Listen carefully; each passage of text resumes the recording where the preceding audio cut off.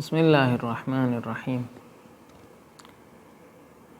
ایک مقولہ امام حسین علیہ السلام کی طرف منسوب ہے انکار بیعت کے حوالے سے، اور بہت ہی مشہور ہے کہ امام فرماتے ہیں مثلی لا یبایع مثلہ، میرے جیسا یزید جیسے کی بیعت نہیں کر سکتا۔ یہ بات تاریخی حوالے سے اور تجزیاتی حوالے سے تھوڑے غور و فکر کی محتاج ہے کہ اس معنی میں بعد کے ائمہ نے جو امام حسین علیہ السلام کے جانشین ہیں اور کہہ سکتے ہیں مثل امام حسین ہیں، انہوں نے ایسے لوگوں کی بیعت کی جو خلقیات کے اعتبار سے کوئی زیادہ مختلف نہ تھے، چونکہ پہلے خاندان سفیانی مسلمانوں پر حکمران ہوا، اس کے بعد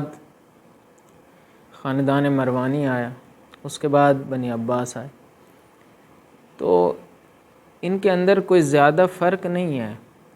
خلقیات کے اعتبار سے۔ پہلے تو ہمیں اس بات کے تاریخی منابع اور مصادر کی طرف جانا چاہیے کہ اصل بات یا جو بنیادی منابع میں بات ذکر ہوئی وہ کیا تھی، اور اس کے بعد پھر ہمیں یہ دیکھنا پڑے گا کہ یہ جس مصدر میں ذکر ہوئی ہے، جس ماخذ میں اس بات کا ذکر ہوا ہے، وہ کس حد تک قابل اعتبار ہے، اور پھر اس کے مفہوم کی طرف یا اس کی کوئی توجیہ اگر ہو سکتی ہے تو ہم اس کا ذکر کریں گے۔ تو اس حوالے سے اگر ہم قدیمی ترین ماخذ کی طرف جائیں تو وہ ابو مخنف ہیں۔ ابو مخنف جب روداد بیعت کا تذکرہ کرتے ہیں تو وہ جیسے طبری میں آیا ہے اور اس کے بعد پھر دیگر منابع الارشاد میں بھی آیا ہے، شیخ مفید نے بھی نقل کیا ہے، طبرسی نے بھی نقل کیا ہے، اور میں چند ایک عبارات دیگر تاریخوں سے بھی پڑھوں گا۔ اس میں جو ہے وہ جس چیز کا ذکر ملتا ہے وہ یہ ہے کہ ولید ابن عتبہ بن ابی سفیان جو کہ مدینہ کا والی ہے، اس کا رویہ امام حسین علیہ السلام کے ساتھ بہت حد تک محتاطانہ رہا، اور امام حسین علیہ السلام بھی مدینہ میں درگیری نہیں چاہتے تھے، اس لیے امام حسین علیہ السلام نے بھی اس کو ایک ایسا جواب دیا کہ جس سے ان کی آپس کی جو کلیش ہے وہ کم ہو جائے اور وہاں پہ تصادم ایجاد نہ ہو۔ تو اس کے مطابق امام حسین علیہ السلام نے کوئی واضح جواب نہیں دیا بیعت کے حوالے سے، حتیٰ کہ دوسرے دن تک بھی کوئی واضح جواب امام حسین علیہ السلام نے نہیں دیا۔ یعنی اس روایت کے مطابق جو الفاظ ابو مخنف سے نقل ہوئے وہ یہ تھے کہ فَإِنَّ مِثْلِي لَا يُعْطِي بَيْعَتَهُ سِرًّا وَلَا أَرَاكَ تَجْتَزِئُ بِهَا مِنِّي سِرًّا، میرے جیسا آدمی رات کے اندھیروں میں بیعت نہیں کرتا، اور اگر کر بھی لے تو اس کی بیعت کوئی بیعت نہیں ہوتی، کیونکہ اس پہ تو اکتفا نہیں کرے گا اور سب کے سامنے پھر بیعت کروائے گا، تو لہٰذا صبح ہونے دو، سب لوگ آئیں گے، اس وقت دیکھی جائے گی۔ تو پھر وہ دن گزر جاتا ہے، اور اس کے بعد پھر ولید ابن عتبہ بن ابی سفیان جو ہے وہ رات کے وقت دوبارہ قاصد بھیجتا ہے کہ بیعت جو ہے وہ کرنی ہے۔ رات کے وقت اس لیے بھیجتا ہے روایت کے مطابق کہ دن کو وہ سارا دن عبداللہ بن زبیر کے پیچھے پڑے رہے، اور وہ بھاگ گیا وہاں سے نکل گیا مدینہ سے مکہ کی طرف۔ تو یہ سیناریو ہے جس کی وجہ سے جو ہے وہ دوبارہ رات کو مراجعہ کرتا ہے۔ امام فرماتے ہیں کہ صبح ہونے دو، پھر امام علیہ السلام وہاں سے رات کو ہی نکل آتے ہیں، وہ 28 رجب بنتا ہے، یا اسی رات کے صبح میں نکل آتے ہیں۔ اور یہ جو ہے یہ وہ داستان ہے جو آپ کو طبری میں بھی ملے گی، اور اس کے بعد جو ہے وہ الارشاد میں بھی یہی بات لکھی ہے کہ امام فرماتے ہیں کہ لا اراک تقنع بیعتی لیزید سرا، میں نہیں سمجھتا کہ آپ میری پنہانی بیعت پہ راضی ہو جائیں۔ اسی طرح الاخبار الطوال میں ابن قتیبہ دینوری بھی یہی لکھتے ہیں کہ ان مثلی لا یعطی بیعتہ سرا، میرے جیسا رات کے اندھیرے میں بیعت نہیں کرتا، یا اس کی بیعت جو ہے وہ رات کے اندھیرے میں نہیں لی جاتی۔ وَأَنَا طَوْعُ يَدَيْكَ، میں تمہارے سامنے ہوں، فَإِذَا جَمَعْتَ النَّاسَ لِذَلِكَ حَضَرْتُ وَكُنْتُ وَاحِدًا مِّنْهُمْ، جب لوگ جمع ہوں گے تو اس وقت جو ہے میں آ کے حاضر ہوں گا اور پھر ان جیسا ہوں گا۔ اسی طرح مثلا یعقوبی کی اگر روایت کو دیکھیں تو اس میں اجمال ہے، اس میں کہا کہ نصبح ونأتیک مع الناس، صبح ہوگی اور ہم لوگوں کے ساتھ آئیں گے۔ تو یہ ساری وہ اخبار تاریخی ہیں جس میں اس طرح کی روایات نقل ہوئی ہیں۔ اس کے بعد جو ہے وہ ایک سلسلہ ہے روایت نویسی کا، جسے ہم داستان نویسی کہتے ہیں۔ داستان میں جو ہے وہ داستانی رنگ ہوتے ہیں، جذباتی چیزوں کا بیان بھی ہوتا ہے، اس میں کچھ نئے رنگ آتے ہیں۔ الفتوح جو ہے وہ ابن عاصم کی ایک کتاب ہے جس میں اس نے تاریخ کے ساتھ داستانی عناصر کو شامل کیا ہے۔ بعض محققین کا یہ خیال ہے کہ الفتوح جو ہے ابن عاصم نے کچھ ایسے عناصر کا اضافہ کیا ہے جو شیعی روایات میں یا تاریخی روایات میں نہیں ملتے۔ مثلا اس میں الخلفاء الراشدین کی بات کی گئی ہے، یعنی میں چاہتا ہوں کہ خلفاء کی سیرت جو ہے زندہ کی جائے، جبکہ ہماری روایات میں یہ ہے کہ اس میں اپنے نانا کی سیرت پہ چلنا چاہتا ہوں، اسیر و بسیرت جدی و ابی۔ تو یہ وہ عناصر ہیں کہ جو الفتوح کی روایت میں ملتے ہیں۔ الفتوح وہ منبع ہے جس میں وہ جملہ جو مشہور ہے نقل ہوا ہے کہ مثل لا یبایع لمثل یزید، یہ وہ جملہ ہے جو الفتوح کی روایت میں نقل ہوا، اور اس میں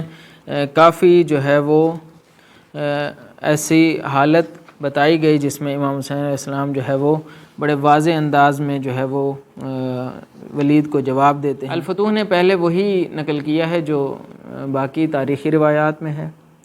ان مثلی لا یعطی بیعتہ سرا، یہ ساری کہانی۔ اور جب مروان ولید سے کہتا ہے کہ یہیں پہ ہی بیعت لے لو ورنہ بعد میں نہیں ملے گی، اس وقت جو ہے وہ وہاں کی روایات میں امام یہ کہہ کر اٹھ کے چلے آتے ہیں، کیا تو مجھے قتل کرے گا یا یہ تمہاری جرت نہیں ہو سکتی، یہی کہہ کے امام اٹھ آتے ہیں۔ یہاں پہ جو چیز اضافہ ہوئی وہ یہ ہوئی کہ امام یہ فرماتے ہیں کہ ایھا الامیر ان اہل بیت النبوہ ومعدن الرسالہ ومختلف الملائکہ ومحل الرحمہ وبنا فتح اللہ وبنا ختم ویزید رجل فاسق شارب خمر قاتل النفس المحرمہ معلن بالفسق مثلی لا یبایع لمثلہ ولكن نصبح وتصبحون وننتظر وتنتظرون اینا احق بالخلافت والبیعہ، کہ ہم اہل بیت نبوت ہیں، ساری فضیلتیں ہم پہ ختم ہوتی ہیں، اور یزید جو ہے وہ ایک فاسق انسان ہے جو شارب الخمر ہے اور نفس محرمہ کا قاتل ہے، اور میرے جیسا اس جیسے کی بیعت نہیں کر سکتا۔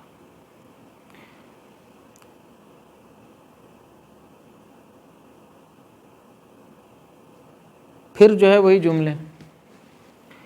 وَلَكِنْ نُصْبِحُ وَتُصْبِحُونَ وَنَنْتَظِرُ وَتَنْتَظِرُونَ أَيُّنَا أَحَقُّ بِالْخِلَافَةِ وَالْبَيْعَةِ، صبح ہوگی دیکھا جائے گا کہ کون مستحق خلافت ہے اور کون مستحق بیعت ہے۔ اس کے مطابق تو یہ ہونا چاہیے تھا کہ امام حسین علیہ السلام صبح جو ہے وہ آ کر جو ہے وہ بتاتے کہ کون مستحق خلافت ہے اور کون مستحق بیعت ہے۔ جبکہ ایسا نہیں ہوا۔ امام حسین علیہ السلام نے وہی رویہ جو کہ مدینے میں کوئی درگیری ایجاد نہیں کرنی، مدینے کے والی سے درگیر نہیں ہونا، مدینے کے والی سے تصادم ایجاد نہیں کرنا، امام کی یہ سیاست جو ہے وہ ہمیں سمجھ میں آتی ہے، عملی سیاست۔ اس سے یہ اندازہ ہوتا ہے کہ امام حسین علیہ السلام کا رویہ محتاطانہ تھا، اور امام حسین علیہ السلام جو ہے وہ کھل کے یہاں پہ اپنا موقف بیان نہیں کرنا چاہ رہے تھے۔ اس لیے وہ الفاظ جو الارشاد میں شیخ مفید نے یا طبری نے نقل کیے، یا بلاذری نے یا یعقوبی نے جس کی طرف اشارہ کیا، یا باقی لوگوں نے، وہ زیادہ تاریخ کے حقائق کے مناسب معلوم ہوتے ہیں۔ اور اس میں ایک اور نقطہ بھی جو میں نے پہلے عرض کیا کہ باقی ائمہ علیہم السلام جو مثل امام حسین ہیں، اگر ذات پہ آ جائیں تو اس میں پھر یہ مسئلہ بھی آ جاتا ہے کہ انہوں نے ذاتی اعتبار سے ان کی بیعت میں تھے، اس معنی میں کہ ان کے خلاف قیام نہ کرنے کا عہد کر رکھا تھا۔ اور ایک روایت بھی ہے کہ ما منا الا وفی عنقہ بیعۃ، اس میں پھر مستثنیٰ جو ہے وہ امام زمانہ ہے، کیونکہ یہ امامان بعدی سے روایت ہے، تو ما منا سے مراد بھی وہی بعد کے ائمہ ہیں کہ ہم میں سے کوئی بھی نہیں جس کے گردن میں بیعت نہ ہو۔ تو اس طرح کی چیزیں دیکھنے کے بعد ہمیں اس بات کا اندازہ ہوتا ہے کہ یہ جملے ہو سکتا ہے، کیونکہ اس کی سند جو ہے اس نے نہیں دی ہے، الفتوح نے کوئی سند وغیرہ کا تذکرہ نہیں ہے، 3 صدی کے آخر کا مورخ ہے۔ تو 4 صدیوں میں یہ روایت کہاں رہی، کہاں سے لی گئی، کیسے آئی ہم تک، اس کا کوئی علم نہیں ہے۔ تو اس لیے اس کا واحد جو ذریعہ ہے وہ درایت ہے، ہمیں درایت کے ذریعے سمجھنا ہوگا کہ اس طرح کا جملہ جو ہے وہ امام حسین علیہ السلام کے زبان سے جاری ہو سکتا ہے یا نہیں۔ شواہد ہم نے عرض کر دیے، سمجھنے والی بات ہے وہ یہ ہے کہ امام حسین علیہ السلام کا جو قیام ہے اس میں ایک پہلو عمومی ہے اور ایک پہلو جو ہے وہ خصوصی ہے۔ عمومی پہلو اس کا یہ ہے کہ جو بھی ظلم اس کے خلاف اٹھتا ہے اس میں اس کا ساتھ دینا واجب ہے، جو اس کام کے کو انجام دیتا ہے۔ امام حسین علیہ السلام نے اس کو اپنی دعوت کو اس لحاظ سے عمومی دعوت قرار دیا، لیکن ایک جہت کے جو ائمہ بعدی نے اس کا ذکر کیا، ائمہ بعدی کی سیرت میں ملتا ہے، وہ یہ ہے کہ امام حسین علیہ السلام کا جو قیام ہے وہ ان کے اپنے زمانے کے اعتبار سے ایک خاص قیام ہے، یعنی ان کا زمانہ، ان کے زمانے کے حالات، ان کے شواہد، ان کے جو ہے وہ جب تازہ جو ہے وہ خلافت موروثیت کی طرف جا رہی تھی، اور ہو سکتا تھا، یہ ایک مسئلہ ہے۔ دوسرا مسئلہ اس میں یہ ہے کہ خلافت کو بچانے کے لیے پاورفل رقابت موجود تھی، خلافت کو موروثیت سے بچانے کے لیے اور خاص طبقے میں جانے سے بچانے کے لیے ایک محکم آواز موجود ہے، اور اس صورتحال میں، اس سچویشن میں قیام ایک عقلانی اور ایک شرعی وظیفہ بن جاتا ہے، اور وہ محکم آواز نہ صرف کوفہ بلکہ خود اطراف و اکناف میں موجود تھی۔ اور اس میں ایک اہم پہلو جو دیکھنے کا ہے وہ یہ ہے کہ بنی ہاشم اس زمانے میں جیسے نظر آ رہا ہے ایک قدرت کے طور پر امام حسین علیہ السلام کے ساتھ ہیں، ایک طاقت کے طور پہ آپ کا ساتھ دے رہے ہیں، جبکہ اس کے بعد جب قتل عام ہو جاتا ہے تو ظاہر ہے شخصیات اکیلی ہو جاتی ہیں، تنہا رہ جاتے ہیں، ہمیں ائمہ بعدی میں وہ چیز نظر نہیں آتی۔ خود امام صادق علیہ السلام کے ساتھ کتنے بنی ہاشم ہیں، امام سجاد علیہ السلام کے پاس تو بچا کچھ نہیں، اور بعد کے ائمہ کی بھی یہی صورتحال رہی۔ تو یہ سارے شواہد اور یہ سارے حالات ان کو دیکھنے کے بعد اگر ہم نتیجہ لیں تو یہ ہے کہ مثلی لا یبایع لمثلہ کو اگر اسی خاص فردی حالت میں اگر مد نظر قرار دیا جائے تو اس کی گنجائش نہیں بنتی. ہاں اگر اس کو فرد کے ساتھ ساتھ حالات سے جوڑ دیا جائے، زمان اور مکان سے جوڑ دیا جائے، اور اس بات سے جوڑ دیا جائے کہ خلافت اس اول انحراف میں تھی اور اس کا راستہ روکنا ممکن ہوا جا رہا تھا اور اس کے لیے حالات حد اقل متوازن تھے اور اس کو روکنا ممکن تھا، تو امام حسین علیہ السلام نے اپنا فریضہ سمجھا اور اس کو انجام دیا. یہ فقط روحیے کا مسئلہ نہیں ہے، یہ شرعی اور عقلانی عرفی فریضہ بھی ہے. اس لیے میرا خیال یہ ہے کہ اس کو ہم قطعا نفی نہیں کر سکتے، لیکن ساتھ ساتھ ہمیں تاریخی طور پر دوسری روایات کی طرف بھی توجہ دینی ہوگی، اور اس شدت سے جس کا ہم دفاع کر سکتے ہیں وہ ممکن نہیں ہے تاریخ میں. فقط اتنا ہے کہ ہمیں شواہد کو دیکھ کے بات کرنی چاہیے، اور میں نے امید ہے کہ اس ویڈیو میں اس کے شواہد عرض کر دیے ہیں. امید ہے یہ ویڈیو آپ کے لیے مفید ثابت ہوئی ہوگی. اجازت دیجیے، ایک اگلے پروگرام تک کے لیے پھر حاضر ہوں گے انشاءاللہ. السلام علیکم ورحمۃ اللہ وبرکاتہ.